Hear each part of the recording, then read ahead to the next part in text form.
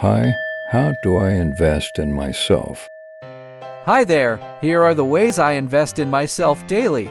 1. Start slow. 2. Make a daily weekly schedule. 3. Listen to positive audios. Make a list and put some high vibration songs on your phone, so when you are walking outside you are telling your subconscious mind automatically, because where attention goes, energy flows.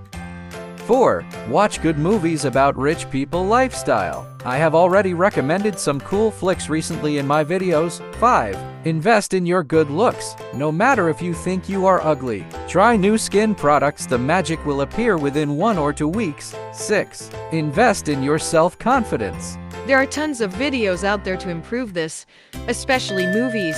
And number 7, talk to yourself in questions form. Why am I? For example, why am I so healthy? Why am I so good looking? And so on.